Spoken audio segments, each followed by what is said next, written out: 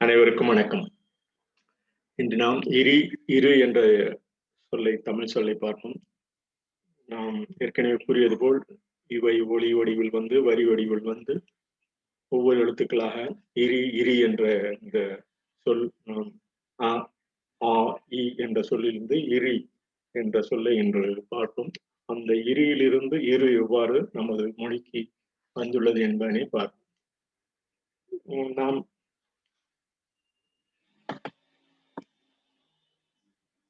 நாம் பயன்படுத்தும் இந்த இது போன்ற சொற்கள் நம் வாழ்விற்கு மிகவும் உறுதுணையாக இருக்கும். இந்த ஒவ்வொரு நூற்றாண்டிலும் நாம் அந்த தமிழ் எழுத்தினை எவ்வாறு உருக்கொண்டோம் என்பதனை பார்ப்போம். முதல் நூற்றாண்டில் அந்த எழுத்துக்கள் எல்லாம் வரி வடிவம் பிளஸ் இது போன்ற அந்த க ஞ ச என்ற வடிவுக்கு ஒரு ஒரு வரி வடிவம் தான் கொடுத்துடும். அவை முழுமை பெற்றதே இந்த க என்ற முழுமை பெற்றதே கிட்டத்தட்ட 15-16ஆம் நூற்றாண்டில் அந்த படத்தில் பார்க்கும்போது 15-16ஆம் நூற்றாண்டில் ஒரு முழு வடிவமாக க ஞ ச ஞ ட என்ற அந்த வடிவம் வந்துள்ளது. அதற்கு முன்னர் அந்த உயிரெழுத்துக்களிலிருந்து மெய்யெழுத்துக்கள் வருவதற்கு ஒவ்வொரு கால நூற்றாண்டிலும் இந்த வரி வடிவத்தை இது போன்று வகுத்துள்ளனர்.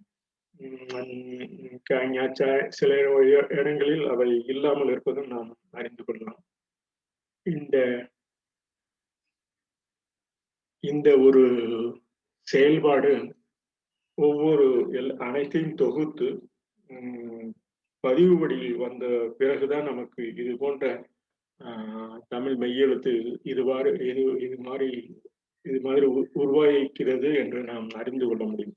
இந்த எழுத்துக்கள் உயிர்மை எழுத்துக்களாக எவ்வாறு அந்த ஒவ்வொரு நூற்றாண்டிலும் தோன்றியது என்பதனை நான் இந்த பதிவின் மூலம் அறிந்து கொள்ளலாம். இந்த பதிவும் உயிரெழுத்துக்களையும் மெய்யெழுத்துக்களையும் சேர்ந்தே உள்ளதும் முதல் நூற்றாண்டிலிருந்து இந்த 19ஆம் நூற்றாண்டு வரை உள்ள அந்த தொகுப்பு உள்ளது. இங்கு இந்த தொகுப்பும் அ என்ற சொல் கிட்டத்தட்ட ஒரு 18ஆம் நூற்றாண்டு 16ஆம் நூற்றாண்டிலிருந்து தான் நமக்கு ஒரு முழு வடிவமாக கிடைத்திருக்கிறது. இந்த உயிரெழுத்துக்கள் மெய்யெழுத்துக்கள் நாம் அதனுடைய வரலாறை தெரிந்து கொண்டால்தான் இந்த ஒலியமைப்பு எவ்வாறு எழுத்து அமைப்பில் வளர்ந்துள்ளது என்பதை அறிய முடியும். தமிழ் எண்ணுக்கும் எழுத்துக்கும் வெவ்வேறு வேறுபாடுகளும் அவை எல்லாம் ஒளிவடிவம் பெற்றுள்ளது. ஒவ்வொரு காலகட்டத்திலும் ஒவ்வொரு பகுதியிலும் அது வரி வடிவமாகி பின்னர் எழுத்து வடிவமாக உள்ளது என்பதனை இந்த பதிவின் மூலம் மறுபடியும் இந்த படத்தின் மூலம் தெரிந்து கொள்ளலாம். இந்த இரி என்ற சொல்லை பார்ப்போம். இரி என்ற சொல் இருப்பு ரிங்காரமிடும் என்போம். இருப்பு ரிங்காரமிடு என்றால் அந்த இருப்பினுடைய இருப்பை ரிங்காரம் இடுவது என்பது பொருள். இந்த இரு என்பதற்கு பெரிய என்று பொருள்படும். நனியிரு முன்னீர் எனின் பெருங்கடலின் நடுப்பகுதி என்றும் பொருள் கொள்ளலாம். இந்த இரு என்ற சொல்வினை நமது தமிழ் இலக்கியங்கள் எவ்வாறு கூறியுள்ளது என்பதை பார்ப்போம். அக்கடான இரி என்று சொல் உள்ளது. அக்கடான இரு அப்படி என்று நமது வழக்கத்தில் உள்ளது. அக்கடான இரி என்று குமரி மாவட்டம் இது போன்ற இடத்தில் குமரி கேரள மாநில எல்லை ஒட்டி இந்த போல அக்கடான இரி என்று சொல்லி உள்ளது. அந்த இரி எனும் சொல் இரு என்று பொருள் தரும். இதை நாம் புரிந்து கொள்வதற்காக இந்த இரி என்ற சொல்லை பழக்கத்தில் உள்ளதுதான் பதிவில் உள்ளது. பதிவில் உள்ளது நிலைப்பட வேண்டியதற்காக எழுத்து முறைமைக்காக நாம் இவ்வாறு வகுத்துள்ளோம். ராத்திரி என்ற சொல் ரா கூட்டல் அத்து பிளஸ் கூட்டல் இரி என்று சொல்வோம். ரா என்பது நமது கிராமத்திலே பழக்கப்பட்ட சொல். ஓசையற்றது, இரவு ஊரடங்கியது என்பர். அந்த அத்து நமது அந்த என்னுடைய ரா என்ற சொல் சார்ந்து வருவதனால் சாரியே என்று பெயர்ப்படும். இகரம், அந்த இகரம் உருப்பெற்று இரி என்ற சொல்லாகிறது. அந்த இரி ராத்திரி என்ற சொல் அந்த உருவாக்கம். இது போன்று ஒவ்வொரு அந்த கூட்டு அமைப்பில் ஒவ்வொரு பொருளின் நிலை கொண்டு பின்னர் அந்த கூட்டு அமைப்பில் உருவாகிறது என்பதை நாம் அறிய வேண்டும்.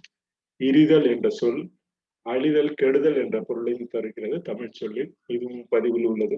இச்சொல் ஈர்தல் வினை வழியாக இரு என பிறந்திருக்க வேண்டும் என்று நமது வல்லுநர்கள் வகுத்துள்ளனர். இவற்றை நாம் முறையாக தெரிந்து கொண்டால்தான் நாம் இரு என்ற சொல் அந்த சொல்லுக்கும் உடன்பாடு இருக்கும். இது தொல்காப்பியத்தில் அந்த இரு என்ற சொல் எவ்வாறு அமைந்துள்ளதை பார்ப்போம். தொல்காப்பியம் 1421 சொல்லதிகாரம் 476 அதுவே தானும் இருவகைத்தாகும் பொருள் உணர்த்தும் உரைவகை மைந்தர்க்கும் மகளிர்க்கும் சொல்வதாகும். அந்த இருவகைப்படும் இரு என்ற அந்த இரு வகைத்து ஆகும். அந்த அவை பொருள் உணர்த்துவது இந்த பொருளுக்கு உள்ள அனைத்தும் மைந்தருக்கும் மகளிருக்கும் சொல்வதாகும். பொருள் என்பது அறப்பொருள் இன்பம், இந்த அறம் பொருள் இன்பம் என்ற அந்த 3 இதனையும் குறிக்கும் என்பதை நாம் அறிவோம். அத்துடன் இந்த கேரள மாநிலத்தில் இறுக்கி அந்த பொருள் உள்ள சொல் மேலும் அந்த பணிய மொழி கேரளா பணிய மொழியில் இரி என்பதற்கு கிருமி எனவும் அறிந்து கொள்ளலாம். இரி குமரி மாவட்டத்தில் தமிழ் சொல்லாக இன்றும் உள்ளது. இரி என்றால் உட்கார் என பொது சொல்லாக நாம் புரிந்து கொள்ள வேண்டிய ஒன்றாகும். இது தமிழ் இலக்கியத்தில் ஒவ்வொரு குறுந்தகை போன்ற பல்வேறு இலக்கியத்தில் இந்த இரி என்ற சொல் உள்ளதை பார்ப்போம். மன்றமறை ஆயிரிய குறுந்தகையில் உள்ளது. கவைமுட் கள்ளி காய்விடு கடுநொடி துதைமண் தூவி துணை பிரிவு இருக்கும் என்று குறுந்தகையில் உள்ளது. மர இருள் இரி மண்ணுயிர் ஏமுற அறவையில் இது மணிமேகலை கால கட்டத்தில் இந்த செயல்பாடு இந்த செயலுள் உள்ளது. இரியல் என்றால் விட்டு போதல் விரைதல் என்ற பொருள். இரியல் போக்கும் அது புறநானூறு 135 உள்ளது.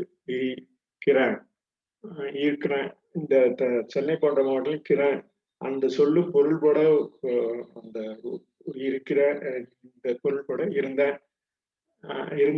அந்த இரு என்ற ஒளி அமைப்பில் இரு என்று பின்னர் முறைமையாக்கப்பட்டுள்ளது.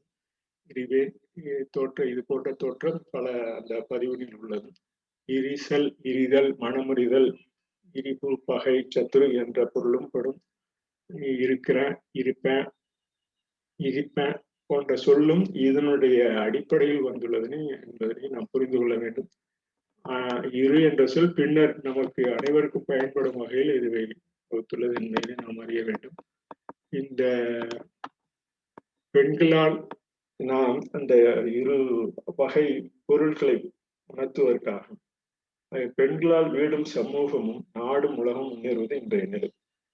பெண்களால் அவர்கள் குடும்ப அமைப்பில் இந்த நாட்டில் இருப்பது அவர்கள் சமூக அமைப்புக்காக ஒவ்வொருவருக்கும் மனித இனத்துக்கு பயன்படுவது என்பது இந்த இன்றைய நிலை.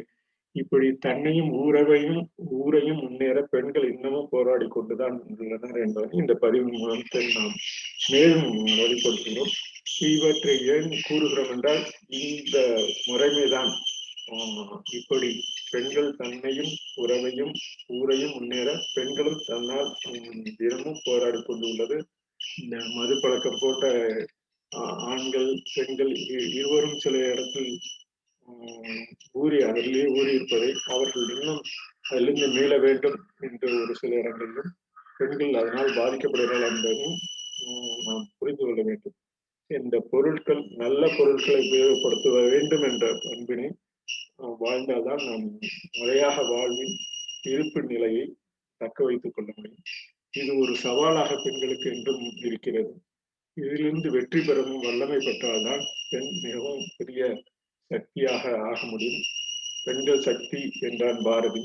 அவர்கள் இந்த முறைமையில் இன்னும் இந்த மது போன்ற ஆண்கள் தொடர்ந்து ஈடுபடும் அந்த பழக்க வழக்கம் சமுதாயத்தை சீர்குலைக்கிறது என்பதனை ஒவ்வொரு ஆண்களும் புரிந்து கொள்ள வேண்டும்.